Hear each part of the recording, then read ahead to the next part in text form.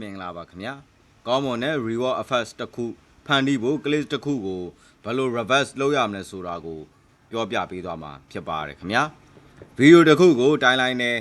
input လုပ်ပြီး reverse လုပ်ချင်တဲ့ clip တစ်ခုကိုရွေးပါညာဘက် editing panel မှာရှိတဲ့ speed တက်ကိုတွားပါအဲ့ဒီမှာဒီမှာ reverse speed ဆိုတဲ့နေရာလေးရှိပါတယ်အဲ့ဒီပေါက်ကိုအမှန်ချစ်ပေးလိုက်တာနဲ့ Filmora မှာ video clip ကိုအလိုအလျောက် backward play လုပ်ပေးသွားမှာဖြစ်ပါတယ်ဟိုကျွန်တော်တို့ဗီဒီယိုကိုပြန်ပြီးတော့ရင် play လုပ်ပြီးတော့ကြည့်ကြည့်ရအောင်ပါဒါဆိုရင်ဒီဗီဒီယိုထဲမှာရှိတဲ့မျိုးသမီးကအရှိကိုရှောက်သွားတာဖြစ်ပါတယ်အခုကျွန်တော်တို့ဒီမှာ speed တဲက reverse speed ဆိုတဲ့နေရာလေးကိုဒါကျွန်တော်တို့ရွှေ့ပေးလိုက်မယ်ဖွင့်ပေးလိုက်မယ်ဆိုရင်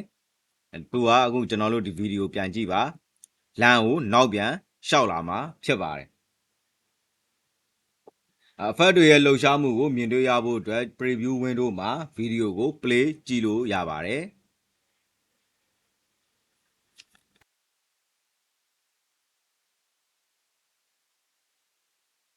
ကျွန်တော်မိတ်ဆွေအနေနဲ့နှေးတာမြန်တာစိတ်ကြိုက်ဖန်တီးမယ်ဆိုရင် speed slider ဘားကိုအတိုးလျှော့လုပ်ပြီးချိန်ညှိလို့ရပါတယ်